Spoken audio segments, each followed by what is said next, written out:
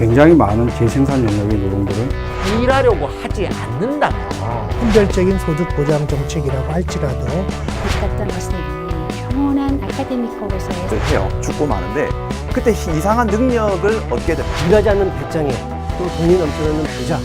네 번째이자 마지막 물결이 등장하는 것은 안녕하세요. 온라인 기본소득학교 강남은입니다. 오늘은 4차 산업혁명 시대 불안정 노동과 기본소득에 대해서 공부하겠습니다. 4차 산업혁명이 진행되면서 노동과 소득의 분리가 나타나고 있습니다. 표에서 보시면 파란 선은 노동 생산성을 의미하고요. 빨간 선은 실질 임금을 의미합니다. 결국 노동 생산성은 높아지는데 실질 임금은 안 높아지고 있는 이런 현상이 계속되고 있습니다. 이것은 일자리 양극화를 의미하는데요. 모든 나라에서 그 중산층 일자리가 줄어들고요. 저소득층 일자리나 고소득층 일자리가 늘어나고 있다는 걸 보여주는 표가 되겠습니다. 이것도 마찬가지입니다. 미국에서 직업의 양극화를 보여주고 있는 것인데요. 왼쪽으로 갈수록 저소득층 직업인데 그거는 약간 늘어나는 듯이 보이지만 가운데 중산층 일자리는 줄어들고 오른쪽에 고소득층 일자리가 다시 좀 늘어나고 있습니다. 이것도 마찬가지 그래프입니다. 옛날에는 저소득층 일자리가 늘어나는 것보다는 중산층 일자리가 늘어나는 경향이 강했는데 이제는 중산층 일자리는 줄어들고 양쪽으로 저소득층과 고소득층에서 일자리가 늘어나고 있다는 또 다른 연구 결과가 되겠습니다.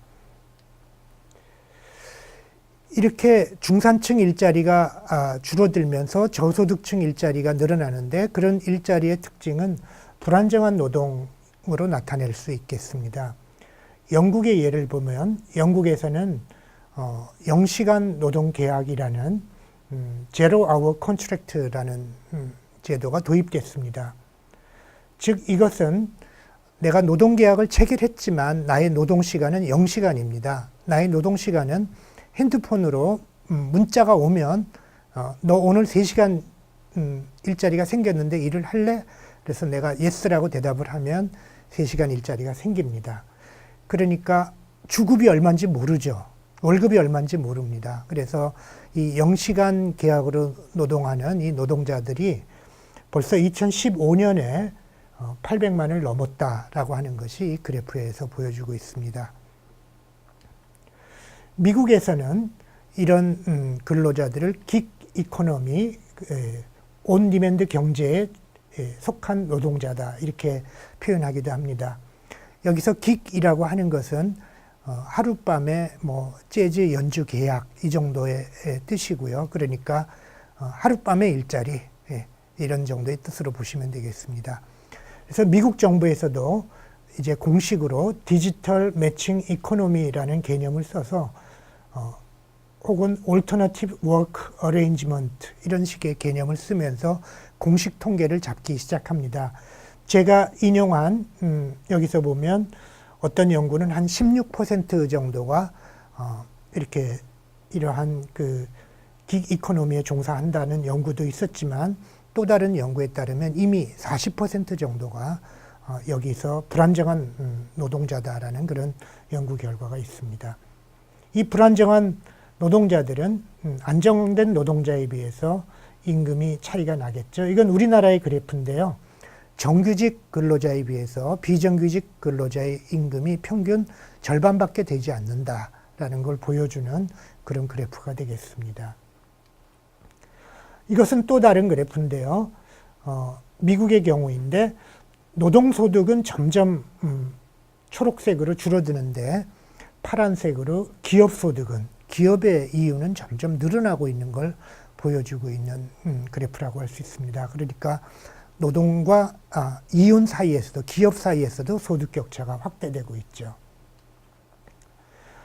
이것은 우리나라의 예입니다. 우리나라의 예를 보면 역시 외국에서 나타난 것과 마찬가지로 노동 생산성과 실질 임금의 괴리가 나타나고 그다음에 자영업자의 소득이 정체되고 있고 이런 것들이 이제 임금 소득과 기업 소득의 격차가 확대되는 그런 것들이 이제 분명하게 드러나고 있습니다. 세계적으로 공통된 현상이죠. 이런 소득 양극화는 2014년 김낙년 교수의 그 통계 조사로 인해서 충격적인 사실이 드러났습니다. 이건 취업자라기보다도 1년 동안 조금이라도 일을 한 모든 소득자들을 나열했을 때 그 소득자들의 중위소득자의 소득은 1,000만 원 정도다라고 하는, 그러니까 50% 번째 소득자의 소득은 1,000만 원 정도다라고 하는 충격적인 연구 결과를 보였고요. 그러면 근로자, 그러니까 12월 돼서 일하고 있는 사람, 몇 달하고 논 사람이 아니라 그 사람들의 평균 소득은 1,600만 원 정도다라고 하는 그런 충격적인 결과를 냈습니다. 이만큼 소득 양극화가 심해졌다라는 걸 알 수가 있겠습니다. 과연 우리나라에는 불안정한 노동에 속한 사람들이 얼마나 있을까요? 2016년 기준으로 보니까 15세 이상의 인구가 4,300만 정도가 되겠습니다. 그 중에 취업자가 2,600만 정도인데요. 정규직이 1,000만, 비정규직이 850만 정도입니다. 그러니까 정규직, 비정규직이 거의 비슷하죠. 그런데 나머지 한 650만 정도가 자영업자가 있습니다. 예, 자영업자가 있는데요. 자영업자가 550만 명, 그 다음에 무급가족 종사자라고 해서 자영업자에게 속해서 돈을 받지 않고 일하는 가족을 말하는데요. 이 사람들이 100만 명. 이런 식으로. 자영업자의 대부분은 한 400만 명 정도는 종업원이 없습니다. 영세 자영업이죠. 그 다음에 공식 실업자는 120만 명으로 잡히지만 사실상의 실업자는 350만 명쯤 되는 그런 나라가 됐습니다. 결국 불안정한 노동 총 취업자 중에는 2,600만 정도인데 불안정한 노동자는 1,700만 정도고요. 전체 노동자의 한 60%가 이미 비정규직이거나 영세 자영업이거나 무급 가족 종사자거나 사실상의 실업자입니다. 그것이 바로 우리나라의 현실이고 좋은 직장, 대기업이나 공무원이나 공공기관 합해봤자 인구의 10%도 안 되는 그런 불안정한 노동이 지배하는 나라가 되어 있습니다. 이런 불안정한 노동이 지배하는 이런 나라에서 선별소득 보장을 확대하는 것은 바람직한 효과를 보기 힘듭니다. 예를 들어서 실업자들에게, 청년 실업자들에게 구직수당을 주겠다 그러면 어떻게 될까요? 그러면 여러분들이 기본소득에 대해서 공부를 하셨듯이 노동 요인이 사라지는 문제가 나타나고요. 그러니까 실업 함정에 빠지는 거죠. 그런데 불공평한 면도 있습니다. 왜냐하면 실업자보다 영세 자영업자가 더 힘들 수도 있거든요. 왜냐하면 실업자는 안 굶어 죽으니까 실업자가 하는 거거든요.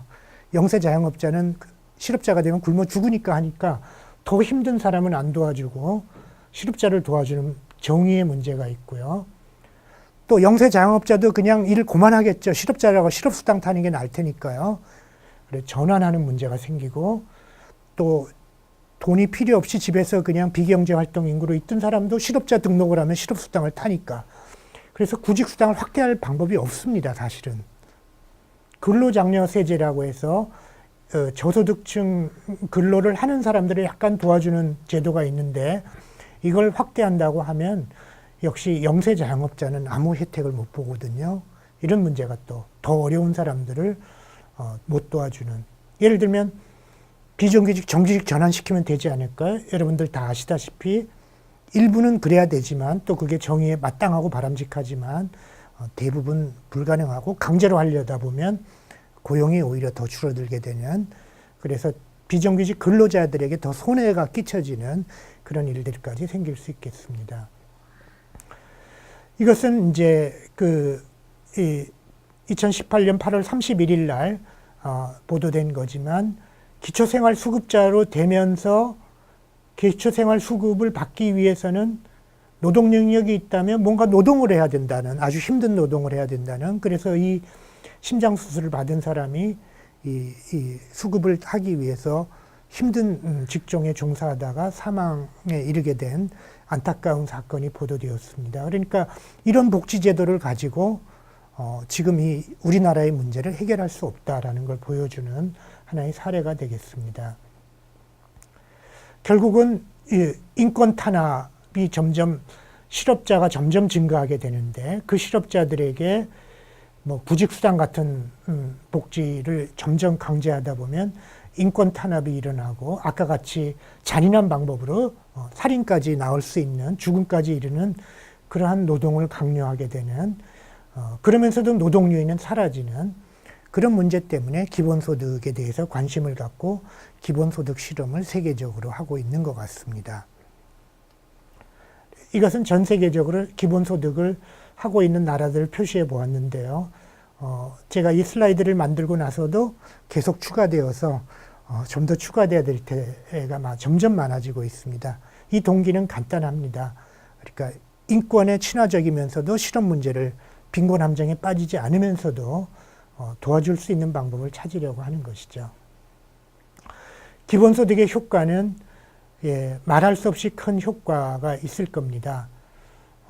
불평등이 축소될 거고요. 내수가 증가해서 경제 규모가 커지겠죠. 그 다음에 사람들의 안정성이 높아지겠죠. 안정성이 높아지면서 사람들은 유연한 노동들을 더 잘 받아들일 수 있을 거고 또 창업이 증가할 수 있을 거고 농촌으로 되돌아가는 사람도 나타날 겁니다. 특히 사회적 경제나 협동조합 같은 분야가 해서 종사하는 분들이 늘어날 수 있을 거고 전체적으로 건강과 행복이 증진될 거고 사람들의 의식이 살기 좋은 나라로 바뀌어 나갈 것 같습니다. 특히 기본소득은 창업 효과가 큰데요. 일자리가 없어져 가는 이 시대에서 모든 실험에서 이 창업 효과가 두드러지게 나타납니다. 이건 해외 사례에서 나타난 창업 효과들인데요. 선진국에서도 그럴까요? 그래서 최근에 2017년 4월 그 알래스카 기본소득에 대한 아주 포괄적인 여론조사가 실시되었습니다. 그래서 이 여론조사 결과가 시사하는 바가 많아서 기본소득의 효과가 이 불안정한 시대에 어떻게 될 건지 간단하게 설명을 드리겠습니다. 다 번역을 못해서 죄송한데요. 대략 보시면 그 기본소득이 이게 도움이 되었다라는 겁니다. 이런 데 도움을 주었다 말이에요. 알래스카 경제에 도움이 되었다 85%, 나의 삶의 질을 좋게 만들었다 81% 이런 겁니다. 알래스카 원주민들 도와줬다. 대학에 가기 위해서 저축했다 67% 이런 거죠. 도움이 안 됐다라고 하는 것들은 별로 되지 않죠. 그러나 사람들은 노동을 줄였을 것이다 라고 대답한 사람은 많습니다. 지금 남의 노동은 줄였을 것이다 라고 대답하면서 자기 노동은 줄이지 않았습니다. 대답이 이런 대답을 했고요. 이것도 놀라운 대답입니다. 1984년과 똑같은 조사를 84년, 30년 전, 한 25년 전에 했었거든요. 30년이 지난 이 시점에서의 대답입니다. 이건 가상적인 질문입니다. 설정을 이렇게 했어요. 2020년이 되면 알래스카 돈 떨어집니다. 그래서 기본소득 못 줍니다. 그럴 때 세금을 올릴까요? 기본소득을 그만 줄까요? 이런 질문입니다. 2020년이 되면.